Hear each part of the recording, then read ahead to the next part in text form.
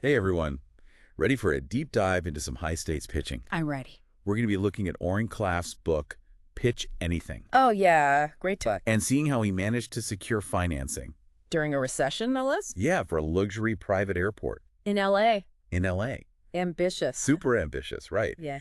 And I think what's so cool about this story is that it's not just about finance.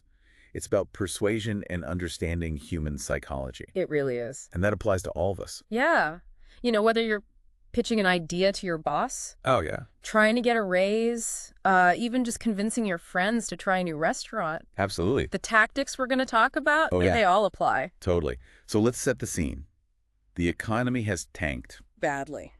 And Oren Klaff is basically, like, semi-retired. Living the good life. Yeah, enjoying the desert sun.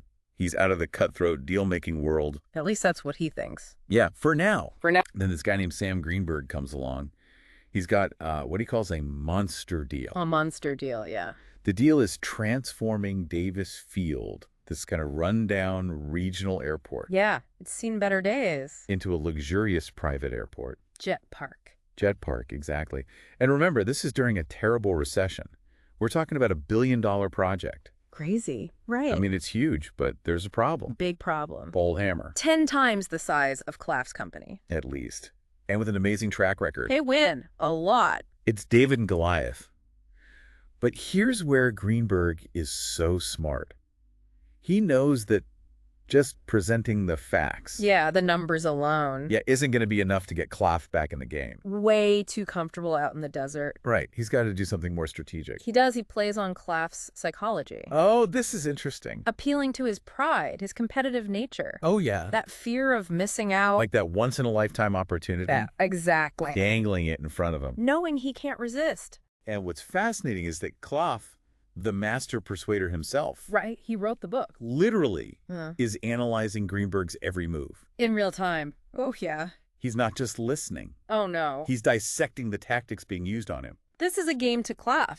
It is a game. So Klaff agrees to partner up, and they start, the number crunching, the due diligence. Red spreadsheets come out. But what sets Klaff apart is that he's not just obsessed with the numbers. Yeah, the data alone. He's obsessed with crafting the right story. The narrative behind it all. Yes. And this is where his concept of neurofinance comes in.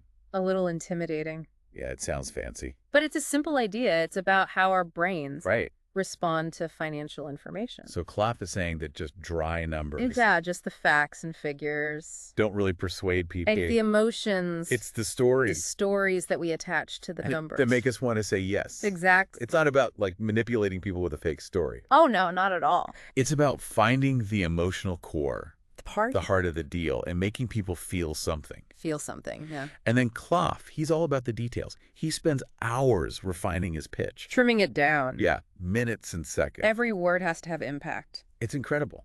And I think that's something we can all learn from, whether we're giving a presentation at work Oh, yeah. or just, I don't know, trying to convince your friend to watch a movie. It's It all flies. It all applies. Okay, so now let's talk about the big guy, the decision maker, Simon Jeffries. And Klaff knows that he shouldn't, try to just schmooze him. Yeah, fake rapport. Yeah, like with golf or weather. No small talk. He does his homework.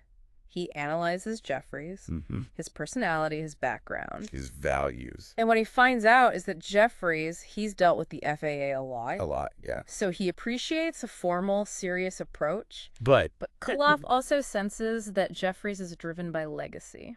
so that's the in. That's it. That's the emotional hook. Leaving a mark on the world. So this isn't just about building an airport. Oh, it's much bigger than that. It's about revitalizing a landmark. Exactly. And that becomes the basis of the pitch. It does. Okay, so how does he structure this pitch to win? Well, Klaff uses this framework he calls the 4 phases of a pitch. Okay. The first is all about frame control. And Klaff knows Goldhammer's going to come in Yeah. talking about their size and their experience. Like chest thumping. Right. So he intentionally chooses a different frame. He calls it the best idea frame. So he's like changing the rules of the game, Before it even begins. taking control of the narrative Shifting the focus away from Goldhammer's strengths. to the ideas themselves. That's brilliant. It is. And so we're back to the 4 phases of the pitch. That's right. And we're on, what was it? Frame control. We talked about frame control, yeah? And this next one was, Problem solution. This is where Klaff lays out, the challenges that Davis Field's facing Oh, right, right. and presents Jet Park as the solution. So how does he do that? Like, what's his approach? This is where he brings in the storytelling. Instead of bombarding them with, statistics, Traffic numbers and stuff. he brings in a real person. Okay, now I'm intrigued. This guy, Joe Ramirez. Who's Joe Ramirez? Why is he important? So Joe's a local resident, Okay. and he's got this deep connection to Davis Field. Yeah. Okay. And Clough has him come in and tell this story about how the airport used to have this amazing football field Uh-huh. where the kids in the community would play. Oh, that's nice. But then it got paved over right. for some, development project. Oh, man. And it's been this sore spot for the locals ever since. Wow, that's such a smart move by Clough. It is, right? Because he's bringing in a real person. With an emotional connection. Yeah, so it's not just numbers. It's No. about real people. Exactly. It's about revitalizing this community space. That was lost, yeah. That was taken away. Yeah. And I bet that really hit home with Jeffries, especially with his focus on legacy. Oh, yeah. It's about leaving a positive impact, not just making money. It's a bigger story, right? It is. Okay, so we've got frame control, problem, solution. What are the last two? So then we've got the offer. Okay. This is where Clough presents the specifics, the financial terms. Right. But he doesn't spend a ton of time on this Why not? because he knows Jeffries has a whole team of analysts yeah. who are going to, scrutinize every number. So he doesn't need to wow them with complex models. Not here. He's already done that with the framing and the emotional connection. It's brilliant. It is. So here he just keeps it clear, keeps it concise. And then the final phase. This is where the fun begins. The hot cognitions phase. Oh, yeah. Remind me what that's about. Remember, it's about those primal desires, the emotions. Right. The stuff that really gets us going. And Clough uses, he calls it aviation porn. Wait, it's a bold term. Aviation porn? I mean, what is that? It's these stunning visuals, pictures of sleek private jets. Taking off against these incredible sunsets. Oh, I see. Luxurious interiors, all the bells and whistles. I'm starting to get it. Images of, successful people. Like living the dream. Living the dream, exactly. So it's about evoking a feeling. That's it. Aspiration, exclusivity, freedom. Those deep-seated desires we all have, right? Yeah, the good life. Success, travel, the finer things. So he's creating an experience. You're not just telling them, he's making them feel it. It's brilliant, really. So Clough's pitch is done. Done. He's laid it all out. Emotional connection, vision of the future, the whole 9 yards. Now it's time to see what the competition does. Right. Because he's up against some big players. Oh, yeah. Goldhammer. With their amazing track record. And this team from London. Who are known for these super slick presentations. Oh, they're good. So do they try to match Clough's style? Well, Tim Chance from Goldhammer, he's up first. Okay. And his presentation is exactly what you'd expect from a huge firm, So polished, data-heavy. Classic corporate. Classic, emphasizing Goldhammer's experience. Past successes, I bet. You got it. And right from the start, there's this funny moment. Oh, no. What happened? They're trying to, connect their laptop to the projector. Uh-oh, technical difficulties. And it just takes forever. That's awkward. A total buzzkill. And it kind of sets the tone for their whole presentation. Right. Like they're stuck in the past. Yeah, they're so focused on what they've already done. Instead of connecting with the people in the room. Exactly. And it gets worse. Tell me. Tell me. Chance launches into his slide deck. Okay. 42 slides. You're kidding? Nope. 42 slides. 42! After Clough's super tight presentation. It must have felt like an eternity.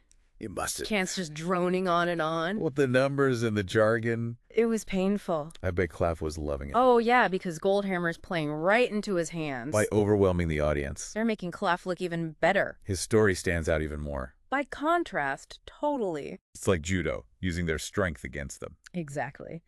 And then we have the London team. Okay, this should be interesting. Their presentation, it's totally different. From Goldhammer. Oh, yeah, it's sleek, efficient, high-tech. I bet they had amazing visuals. Oh, yeah, 3D renderings of their past projects. Wow. Showing off their global reach, cutting-edge design. They were going for the wow factor. They were, and it was visually impressive. What? But something was missing. Clough noticed it, too. What was it? That emotional connection. They were all about the tech. But not about the heart of the project. Not really. That Clough brought in with Joe's story. Yeah, they had the technical solution. But not the human element. Right. So we've got 3 pitches, all very different. And now it's decision time. Jeffries and his team go off to deliberate. leaving everyone on edge. Back at Greenberg Capital, Klaff and his team are waiting. For the phone to ring.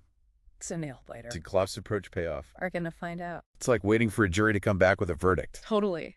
And then finally, the phone rings. Oh, man, the moment of truth. It's Jeffries, and he gets right to it. Okay. Starts by describing Davis Field, the peeling paint, the rundown facility. Really setting the scene. Yeah, making sure they remember what they're dealing with. The airport's in bad shape. Then he talks about each team, what they brought to the table. Oh, so he's giving feedback? Yeah, he says Greenberg Capital had a fantastic pitch, Okay. but, maybe they fell short in certain areas. I bet Klopp's team was sweating bullets. Oh, yeah, big time. So what happens? Who gets the deal? Jeffries pauses, lets the tension hang in the air. This is killing me. And then he says, we're going with Greenberg Capital. Yes. Klopp pulled it off. He did. It's amazing. It's a real win for his whole approach. It shows you that doing things differently can work. But let's zoom out for a sec. Why does this matter to us? Right.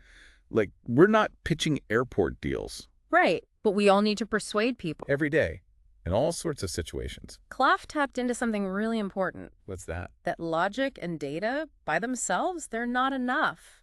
People are emotional. They make decisions based on feelings. That's why the Joe Ramirez story was so powerful. It made the project real. It wasn't just about numbers. It was about people. And remember how Klaff used storytelling?